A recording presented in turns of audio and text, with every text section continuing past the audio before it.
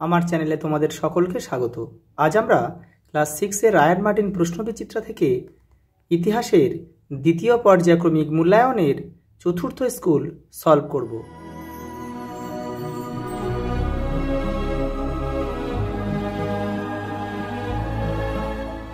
প্রথম প্রশ্ন দেখো, মেগালিথ কি? বড় পাথরের সমাধি। পরেরটা দেখো, কোন সময়কালকে আদি বৈদিক যুগ হিসেবে ধরা হয়? খ্রিস্টপূর্ব 1500 থেকে 1000 অব্দ পর্যন্ত সময়কে। পরেরটা দেখো, স্নাতক কথাটি কিভাবে এসেছে? তোমাদের পাঠ্য বইয়ের 59 নম্বর পেজে উত্তরটা রয়েছে। এই যে দেখো, এই পড়াশোনার শেষে এটা লিখতে হবে, বৈদিক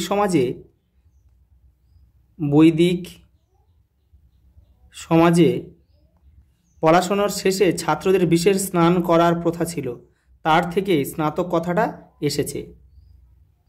পরেরটা দেখো, মগধের প্রথম রাজধানী কোথায় ছিল?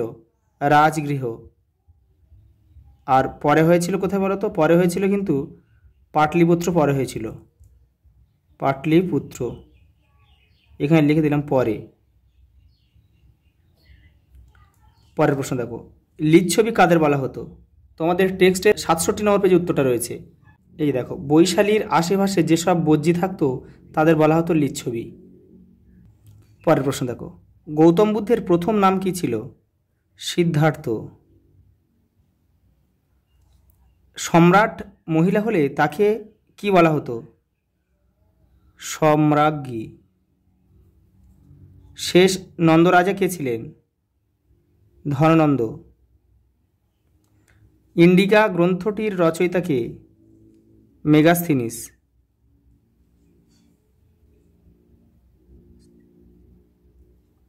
অটবি কথার অর্থ কি? বন বা অরণ্য। পরের প্রশ্ন দেখে নাও, শূন্যস্থান পূরণ করো। আর্য কোনো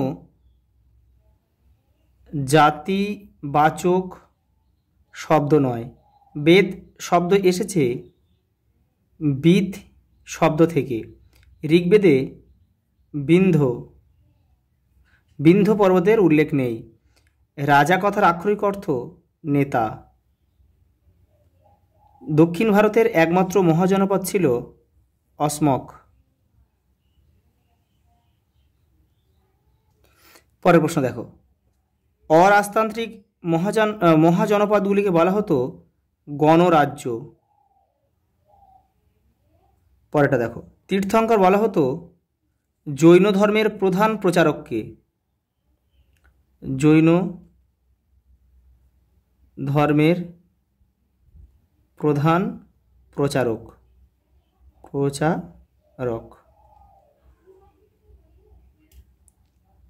187 অব্দে খ্রিস্টপূর্ব লিখতে হবে, কিন্তু এর আগে খ্রিস্টপূর্ব লিখতে হবে। খ্রিস্টপূর্ব 187 অব্দ নাগাদ রাজা হন পুষ্যমিত্র শুঙ্গ। সাতবাহন বংশের তৃতীয় রাজা ছিলেন প্রথম সাতকর্ণী।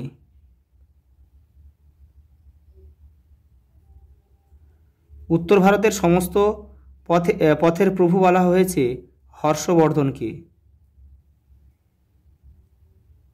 হর্ষবর্ধনকে, যেটা বই আছে সকল উত্তর পথনাথ। পরের প্রশ্ন দেখো, ঠিক না ভুল লেখো। সমস্ত বৈদিক সাহিত্যকে 4 ভাগে ভাগ করা যায়। ঠিক। পরে দেখো, নিস্ক ও শতপান গ্রন্থ হিসেবে ব্যবহৃত হতো না, মুদ্রা। এটা ভুল, এটা হবে মুদ্রা। মোট 22 জন তীর্থঙ্কর ছিলেন, এটা ভুল। এটা হবে 22 জন হবে না, এটা হচ্ছে 24 জন হবে।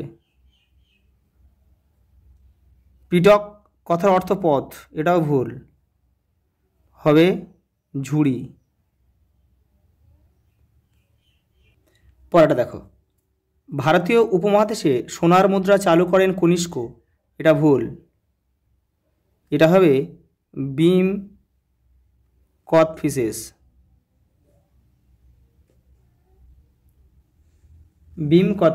পরেরটা দেখো, বৈদিক যুগে মূর্তি পূজা প্রচলিত ছিল না, এটা ঠিক।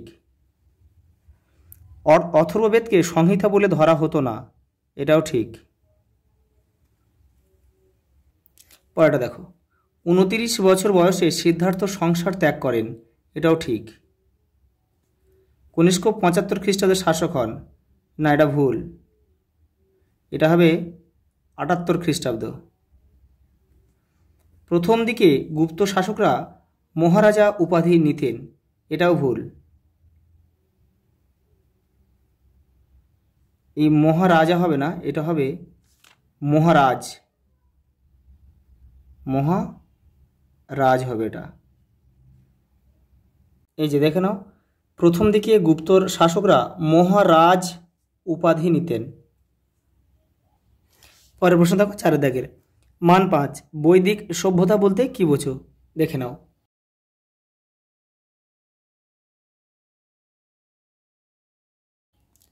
পরেরটা দেখো, বৈদিক সাহিত্য সম্পর্কে লেখো, তোমাদের টেক্সটের 47 নম্বর পেজে উত্তরটা রয়েছে। এই যে দেখে নাও, এখান থেকে এইটা লিখতে হবে কিন্তু এই পর্যন্ত।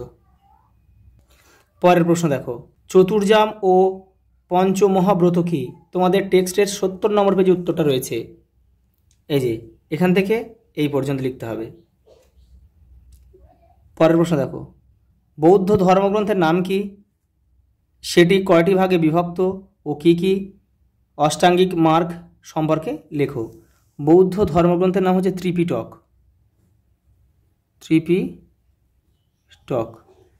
সেটি কয় ভাগে বিভক্ত, এটা 3 ভাগে বিভক্ত, দেখে নাও।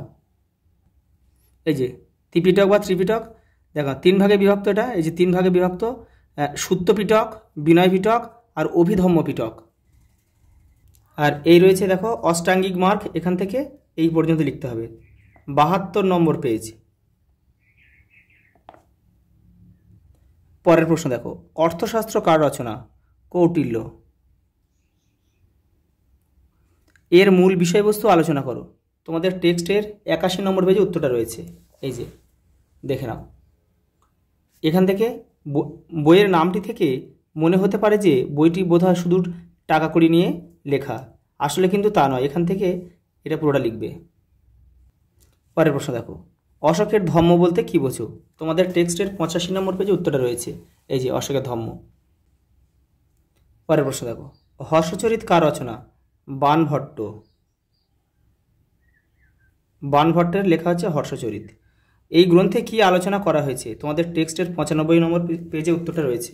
এই যে দেখে নাও, এই যে বাণভট্টের হর্ষচরিত, এই যে টুকরো কথাটা কিন্তু পুরোটা লিখতে হবে এই পর্যন্ত। লাস্ট প্রশ্ন দেখো, সাতবাহন শাসকদের শাসন পদ্ধতি আলোচনা করো, দেখে নাও টেক্সটের 90 নম্বর পেজের উত্তরটা রয়েছে। এই যে এইখান থেকে তোমাদের লিখতে হবে। এই যে সাতবাহন শাসন ব্যবস্থার প্রধান ছিল রাজা, এখান থেকে তোমাদের এপারে লিখতে হবে, এই পর্যন্ত লিখতে হবে, এই পর্যন্ত। এটা পড়ে নিয়ে একটু ছোটো করে লিখতে হবে। আচ্ছা, এই পর্যন্ত দেখা হবে পরের ভিডিওতে।